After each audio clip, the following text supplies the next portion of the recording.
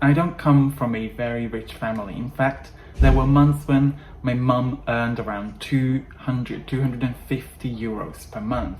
So how did somebody like me become a fluent and confident English speaker by the age of 20 and was brave enough to move to the United Kingdom at the age of 22?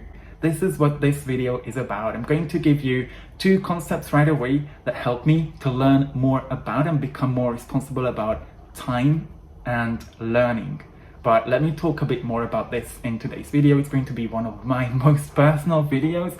And I'm going to be giving you 5 tips on things you can change around your life, around the way you look at English and English learning, that will help you get closer to your goals in English. Because I'm truly committed to helping you. If you're watching it in 2021, then I'm truly committed to helping you with my whole entire content on social media to help you become the best version of yourself in English in 2022. And if you're watching it after that, then beyond 2022. Hey language learners, welcome to my channel. My name is Chubby. This channel is for English speakers who want to learn how to make vocabulary more memorable with the help of speaking and listening. The first tip right away is going to be around the concept of time. We all have a limited amount of time. We all have 24 hours in a day. But the way you look at time and how much time you have is totally up to you. Everyone has their own relationship with time.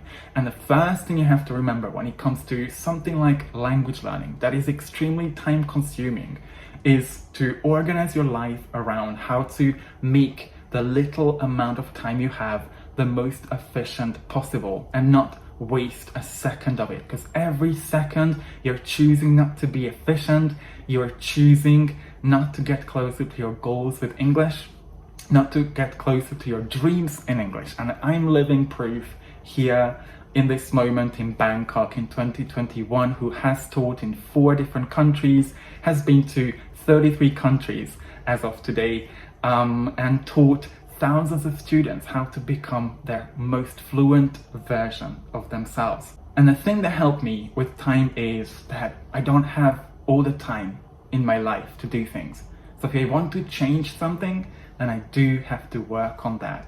I know it must be hard to hear because change is hard. It's one of the most difficult things to do, but we know that it's necessary. It's necessary to feel better about ourselves. We are scared of making that change, but when we make that change about our life, we make a change around the habits we didn't like about ourselves or about the things we used to do, we feel so much more empowered. So I just realized I can't waste time with so many different things. I can't waste time looking at others and see how they have reached fluency, they have reached a proficient level of English. If I want to become a fluent speaker of English, I need to look at things that work for me and just focus on my progress. And this is something we'll talk about a bit later as well. I also can't waste time regretting things that I did in the past, that I didn't do in the past. Having regrets about the decisions I made, the courses I signed up to. I can only learn from them. And I can't waste time feeling anxious about the future, not being able to decide what is the right or the wrong decision, because there is no right or wrong decision. You will only know later on in life that that decision was a good one or not. Our decisions have such a huge impact on every single thing. But as long as we keep avoiding making that decision about our English, how we spend our time with English, it's going to hold us back from reaching our goal the fastest possible way. So I do encourage you to take more responsibility when you make a decision. You just make a decision and you go ahead with it. You will see the consequences and learn from it. This is exactly how we all learn. Looking at mistakes as something that will bring you the highest learning potential is such an important thing when it comes to becoming an advanced speaker in English. The micro decisions you make every day, how much time you spend on social media, plus always have your goal in mind. Make sure that your goal is somehow reflected in your daily habits. So if you want to become fluent in English, then do something about becoming more fluent in English. Not just something, but something efficient, something that helps you get to that closer. Because the longer we delay, we postpone our progress, the worse we feel about it, right? So it's so important to spend that little amount of time as efficiently as possible. And the only way for us to look at how we make these micro decisions is not to be worried about what's going to happen in the future, not to be regretful about things we did in the past.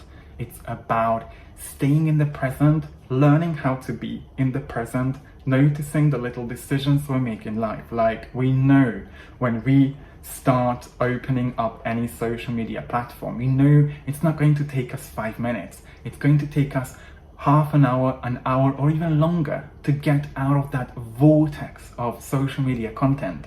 This is one of the biggest distractors in our life. So reduce all the distractions you have. Make your micro decisions on learning towards your goal. Prioritize and look at your life. Look at the habits you have. Create new habits that help you get closer to your goal in English. There's a video here I highly recommend you watch if you haven't yet, that explains to you the only secret you need to be looking for and understand.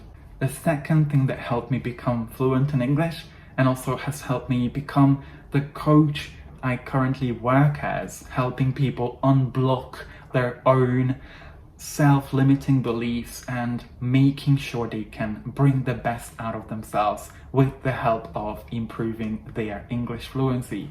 And what helped me is my idea of learning. I was born into adversity. My parents had barely any money. I basically got 3 presents every single year. One for my birthday, my name day, which is a common thing in Hungary, and one for Christmas. Nothing else. We could go on holiday, on a domestic holiday, once a year for a week, and that's it. So I had to learn how to appreciate hard work. Looking at my parents, my grandparents, literally working their butt off to provide for their family is what helped me realize that when you make efforts, you make efforts for yourself. And that's exactly what helped me. Staying positive and looking at learning is not something I should always shy away from, give up on, because it's hard, because it's challenging, because I think it's difficult, but looking at it as a way for me to make progress and to create the life I've always wanted. And these are things that you might not agree with because you don't have the habit of it, but believe me when I say that effort pays off. Any sort of effort, when you really go out there, you put yourself into those challenging situations, that's when you have the highest growth potential. And this is exactly how you also gain confidence. And positivity is also a choice that I made. I made this choice after high school because I really fell down, and I thought my success lies in me looking at life in a more positive way. It's not things that I don't have, not things that I can't have, because that's where all my energy goes. It's things that I can do in English, things that I will be able to do if I have the things. So appreciating the things I have, trying to work on the things I can, bringing the best out of myself, not feeling worried or regretful again, what really helped me make that progress. Here's one tip you can take and implement: deliberately stretching yourself so that your errors, the mistakes you make, have high learning potential, can facilitate learning and help you become more fluent. But you've got to put yourself into those uncomfortable situations for better, faster growth.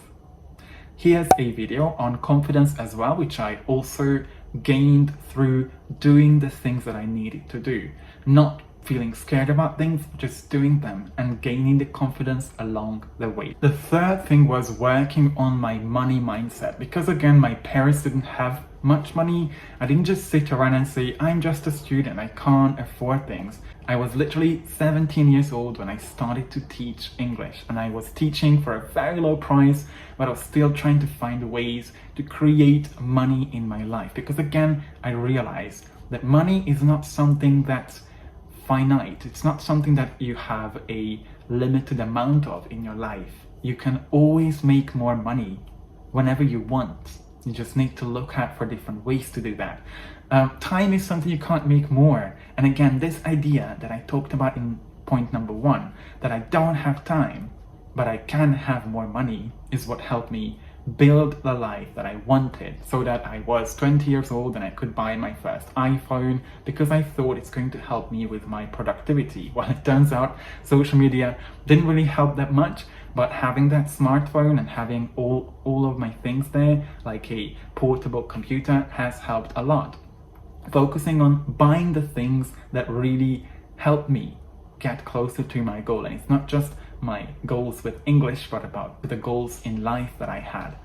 So this is partly why I think it's so important for us to look at what we are spending our money on and how we could create more money to help us get closer to our goals as well. Because eventually, when I'm stuck, and there's no way I can unstuck myself. And I've seen that a lot in students who came to me and they didn't need coaching, they didn't want to change the way they do things, they study, they learn, they didn't want to learn a different way to do things, they just kept on doing the same thing as they did before without any mindset work, without any work on their habits, the way they look at life, the way they think, and they didn't reach the right results because they just thought they can basically unstuck themselves, right? They can find ways to work on their mindset by themselves. But the thing is, you can only operate from your own mindset, from your own experiences. So that's why it's so important for you to surround yourself with people who have the same troubles as you do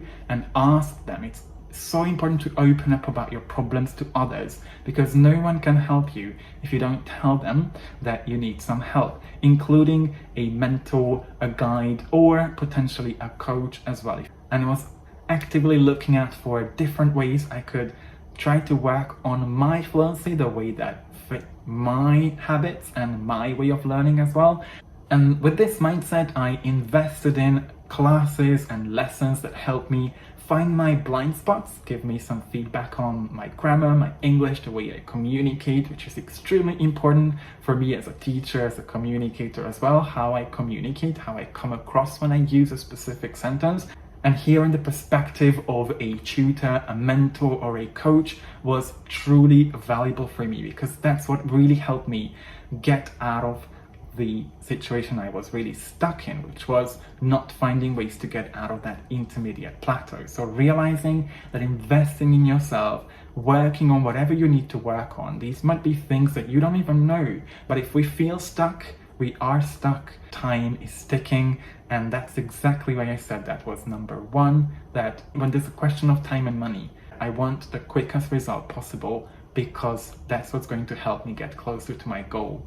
And if you want to find out more about how mindset work, finding your blind spots can help you unlock your truest potential, then here's my free PDF ebook that you can read, 12 reasons why you're not improving your English. You'll be also able to sign up for my newsletter that will provide you with more information on how all this mindset work and changing the way you think, you look at life, changing habits can potentially change your life as well for the better. Point number 4 is going to be my idea of learning, and that can also help you fast track your progress to fluency. Check out these 2 videos to find out more about how to learn English more effectively so you reach that advanced or proficient level. One thing that helped me is this idea of, again, looking at learning as a way to make an effort. Because learning eventually is doing in the 21st century.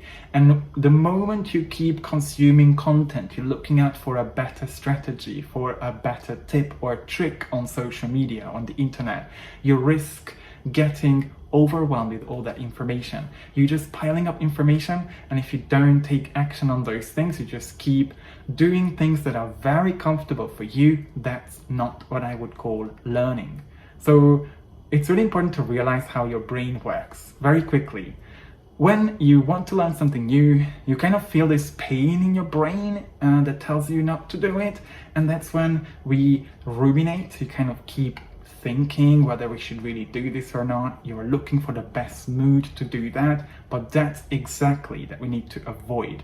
So whenever you feel like there's something new, something more challenging, more difficult to do, something that is past your comfort zone, which is where you have to be if you want to become a fluent, confident speaker of English, it's all about that, is when you decide to take initiative and do it. Just start doing it. That's when you are in the present as well. Be in the present, decide to do it anyway, no matter how tired you feel, no matter how many fights you've been fighting with your husband or wife or anybody else. It's all about doing something that helps you again to reach your goals faster, more effectively.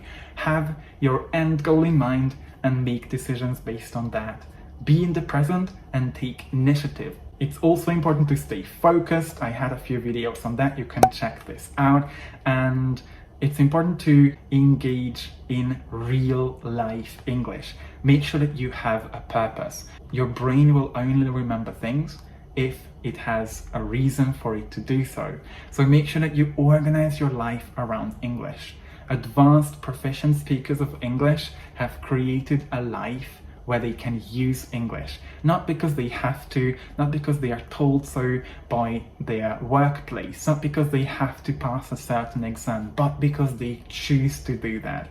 And English, being able to speak English, can connect you to the rest of the world. It opens up opportunities, it opens up perspectives. You'll be able to talk to people that live in different parts of the planet. This is exactly what I did. I was about 15 or 16 when I started watching an incredible number of episodes of series, and I just kept doing that. I was in the flow, taking notes, observing the way people communicate, so I could really pick that up as well. Your focus is important. No matter how long you can focus, you can always stretch that and make sure that you take the amount of rest that you need in order to learn things.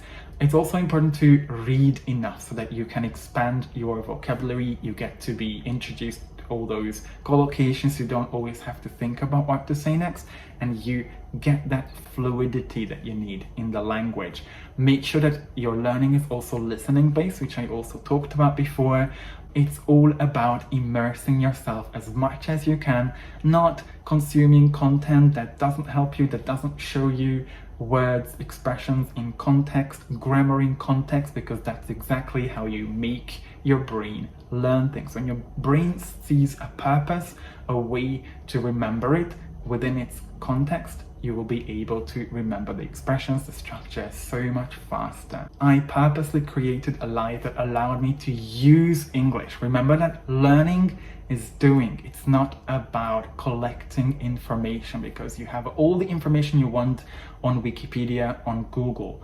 Learning is doing in the 21st century. So what I did was I made sure that I have international friends from as early as possible. I was taking classes. My course at university in Budapest was in English, 95% of it.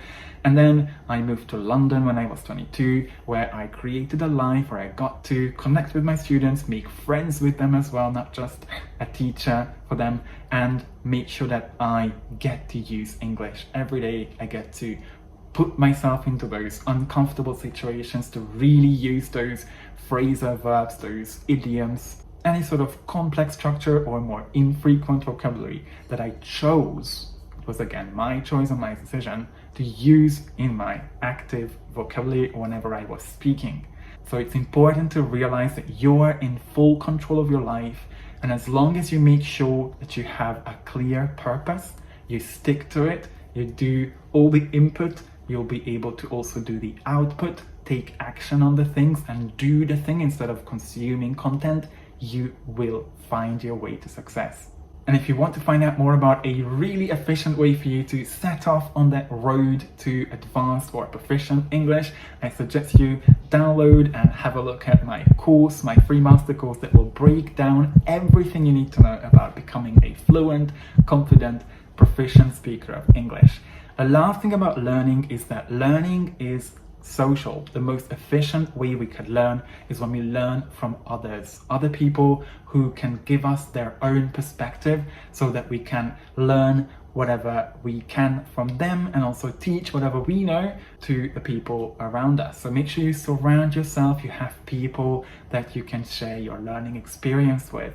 And this is going to help us move on to point number 5 as well, because when you learn together with other people, it provides you with accountability. So number 5 is going to be responsible. The reason I think I became that fluent and confident person when I was 20 years old was because I took full responsibility for my English and for what I do in my life.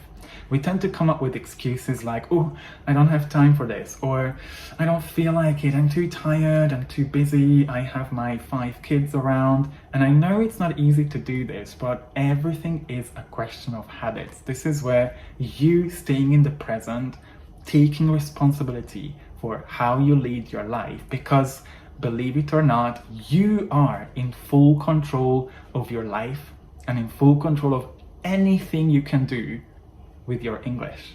So taking responsibility for how you spend your time when you learn English, how effectively you learn, for your purpose, who you're learning with or who you're learning from, what sort of content you consume, this is all on you. And it's important to realize that we can change all these things once we are in the present. That's the only time we can do that. We also need some sort of accountability, because again, if we base our decisions on how much time we think we have or how we feel like doing things, we won't really reach the fluency, or at least not as soon as we want to. So I highly recommend you have different ways you can be more accountable.